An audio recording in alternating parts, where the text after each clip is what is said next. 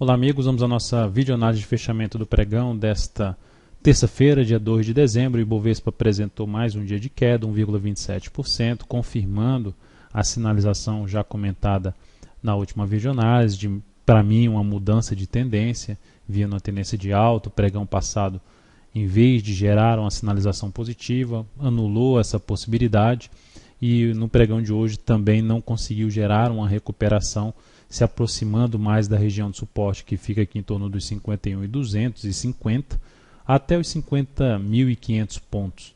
Seria essa região aqui desse fundo, mais uma região bem tocada aqui de um fundo anterior, onde houve mais toques ali dos candles aqui no gráfico diário. Então essa faixa de pontos é uma faixa mais importante de suporte. No curtíssimo, o Ibov está mais esticado para baixo, abrindo a chance aí de um repique de alta nos próximos pregões. Mas o fato principal é que boa parte dos ativos, principalmente os ativos que estão um pouco mais alinhados para baixo em prazos maiores, tornam-se mais interessantes para se planejar a compra após alguma correção no tempo ou no preço. Eu vou citar alguns aqui nesta videoanálise. PETR4 no pregão de hoje apresentou queda de 1,54%, segue sem conseguir gerar um sinal de alta. De qualquer forma, se fosse atuar a favor de uma compra nesse ativo, seria uma compra ainda sem tendência de alta, seria uma compra mais baseada em respeitar a região dos R$12 e romper aqui a máxima de hoje, 12,56. Ainda seria uma compra na expectativa de um fundo duplo nessa faixa de preço aqui de suporte dos R$12 até 11,82. E para atuar a favor um pouco mais de compra de day trade, aí seria acima dos 12,50. Fundo ascendente no gráfico de 10 ou 15 minutos acima dos 12,50 torna-se mais interessante para buscar operação de compra, pensando mais em day trade e aí podendo trabalhar com objetivo curto ali na faixa dos 12,80, que seria o principal nível de resistência. Para venda, abaixo dos R$12, topo descendente no intraday, principalmente G15 ou G10, seriam o mais recomendável para atuar na ponta vendedora, mas para day trade também, porque já tem um movimento de baixa e diminui as chances de ter uma relação risco-ganho favorável nesse momento em Petro. Falando isso na questão de ter uma venda de swing trade. Vale 5. Vale 5 mal no pregão de hoje, já tinha gerado um candle negativo, em vez de ter gerado um fundo ascendente, já gerou um candle ruim no pregão passado, apontando para o suporte do gap.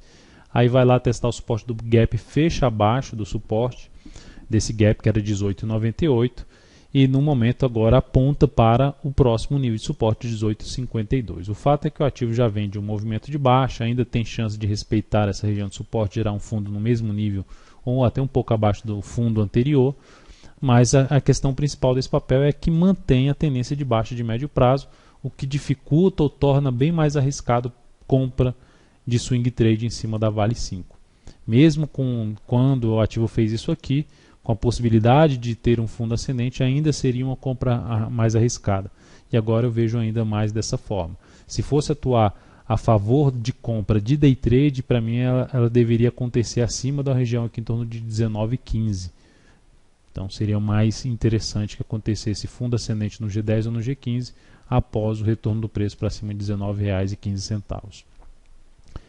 Olhando para outros papéis, ainda buscando aqueles ativos que abrem a chance de gerar alguma tendência, o ponto negativo que eu já mencionei nas últimas análises é já ter feito um movimento de alta nesses papéis, num gráfico de maior periodicidade, nesse caso aqui o gráfico semanal.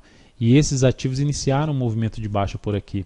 Isso traz um significado para um tempo gráfico inferior no gráfico diário, de uma possível reversão de tendência ou anular essa tendência de alta vigente. É basicamente que a gente tem ativo em tendência de alta, e dentro dessa tendência de alta, mesmo que venha a gerar um fundo aqui acima de um fundo mais relevante dessa tendência, é uma tendência com mais tempo de duração, e vamos dizer assim, como se tivesse essa tendência um pouco mais velha, e aumentando essa chance de reversão dessa tendência. Então, ainda assim, são operações um pouco mais arriscadas. No caso da PSSA3, é mais pela questão, o ativo gerou um movimento bem interessante aqui, rompendo uma zona de resistência, volta nessa região agora funcionando como suporte, e em vez de confirmar mais esse candle aqui de possível reversão de tendência, ou seja, vir para fechar abaixo da região aí dos R$30 até, a ação montou um candle de indefinição no pregão de hoje. Então pode trazer aí uma chance de entrada se apresentar alguma sinalização um pouco mais forte aqui de fechar uma hora de pregão acima da máxima do pregão de hoje, 30,80, seria uma das alternativas aí de compra ainda a favor de uma perspectiva de alta em cima desse ativo. É igual a CTIP3, só que a CTIP3 o cenário gráfico eu ainda vejo mais interessante do que da PSSA3, o cenário como um todo. Então é algo semelhante, a ação gerou um candle forte de baixa, com chance de reversão de tendência, mas depois patinou no pregão de hoje, gerou um candle de indefinição. Então se ela conseguir gerar força aqui para cima dos 32,91, abre essa chance aí de trabalhar numa ponta compradora, buscando um stop ou aqui abaixo dessa mínima, ou dependendo aqui até um pouco mais acima da máxima do pregão, um pouco abaixo da mínima do pregão seguinte. Lame 4 ativo também que apresentou bastante força no movimento de subida, diferentemente aí do que veio o Ibovespa, a ação nesse movimento de baixo não apresenta tanta força ainda para baixo. O pregão de hoje fechou com a queda de 1,76%. Também é um ativo para a gente ficar atento aí no próximo pregão, que pode ainda trazer uma alternativa de compra. Dentro do mesmo cenário dos demais papéis, gerou já um movimento longo aqui para cima, mesmo que ainda tenha chance de continuar subindo, diminui um pouco a questão da relação risco-ganho, então o que torna a operação um pouco mais arriscada, apesar de se trabalhar ainda aqui, como também na CETIP, a favor de um fundo ascendente no gráfico diário.